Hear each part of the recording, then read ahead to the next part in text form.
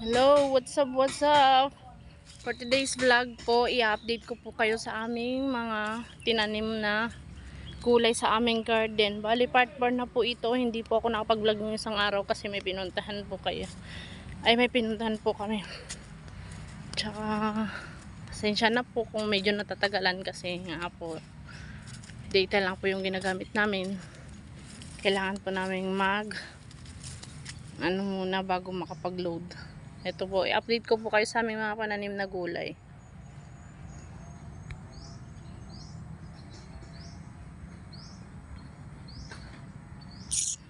Wait lang po. Ito na.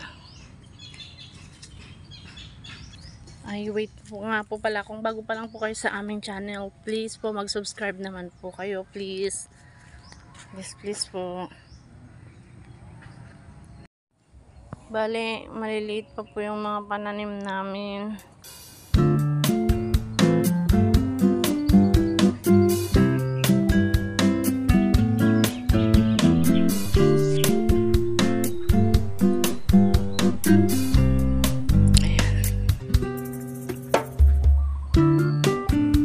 Nakapagtanim na po kami. Tumubo na po silang lahat pero maliliit pa po.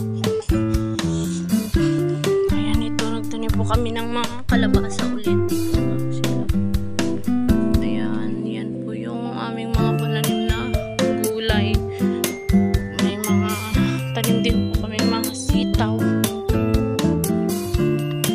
Kailangan lang po talagang abonohan pa ulit para gumanda.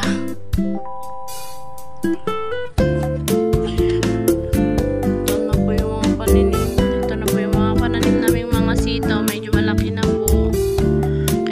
Pwede na po silang abunuhan. Yan, malalaki na po sila. Ganyan na po sila.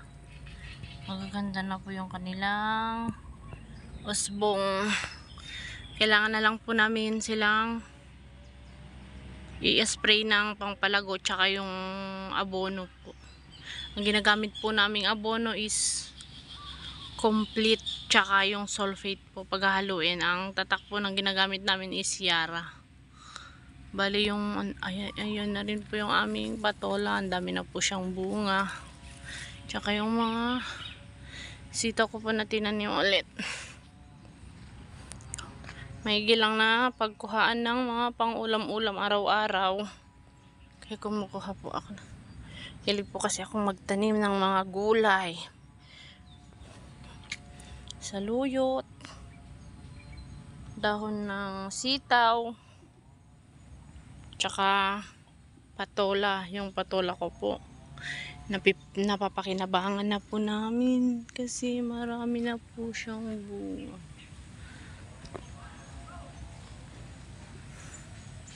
At puntahan po natin yung aming tanim na ampalaya. Yung mga tanim ko po pala na mga talbos ng kamote. Usbong ng mga talbos kasi nga po inaabonuhan ko po yung mga yan.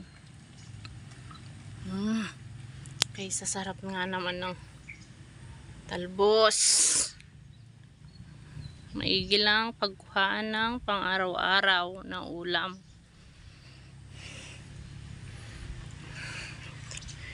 Ganun po siya.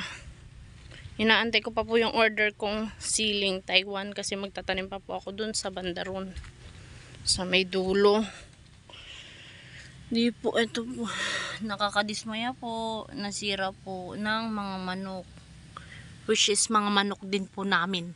Tinutuka-tuka po nila yung mga bagong usbong. Ayan. Ito naman yung aking mga tanim na ampalaya. Dito sa gilid-gilid. Pag madiskarte ka po, kailangan magtanim ng mga gulay para libre ka na lang sa araw-araw. Hindi mo na kailangang magbili-bili dyan sa palengke. Kasi yung sa palengke, hindi mo rin alam kung may mga spray pa po yan ng mga gamot eh. Yan po yung aking mga pananim na ampalaya. Napakagaganda na po nila. Yan yung po yung nilagyan ko ng balag nung kailan lang. Oh. Musbong na po sila. Yan na po. Ang gaganda po ng mga badakon nila. Nakakatuwa. Ito po yung mga musbong na dahon. Sobrang gaganda. Ito din.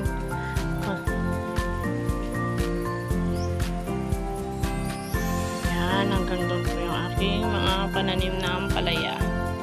Maigi lang pagkuhaan. At sa bandang dulo po, yun po yung tatanim ko ng siling Taiwan. Hinihintay ko pa po yung order ko na punla. Hanggang September 5 pa daw po yun eh. Ngayon po, puntahan po natin yung mga pananim kong talong dun sa malapit lang din po dun sa malapit sa bahay ko na tinanim. Kaya, tara po, puntahan po natin.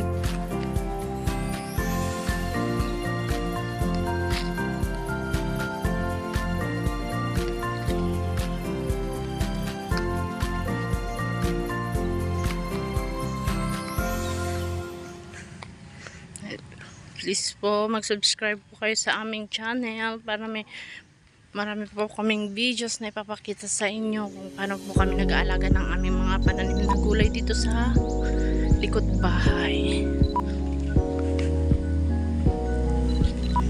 Tanim din po akong okra, mga talong yan sa gilid-gilid. Mahilig po akong magtanim ng kung ano-ano, mga okra tsaka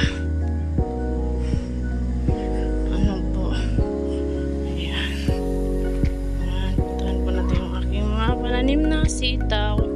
Ayan, sitaw. Sitaw. Ayan, mga talong po. Talong. Napakarami pong mamunga ng aking mga talong.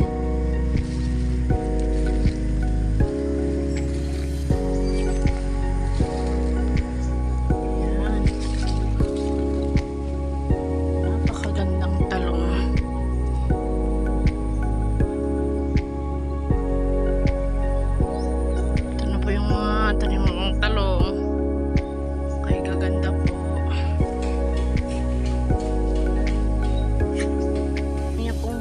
Napakaganda ng bunga niya. Tuwang-tuwa po ako dito kasi ang dami niya pong mamunga. Grabe siya mamunga. Ayan.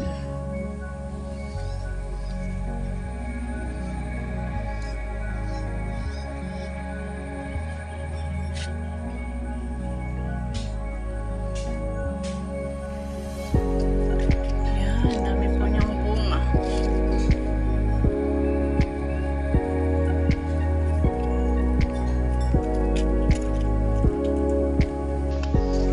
Dito naman po sa likod bahay yung aking sili. Laman ng sili. Tinatanim ko lang po sila sa mga sako, mga plastic. Pakaganda po.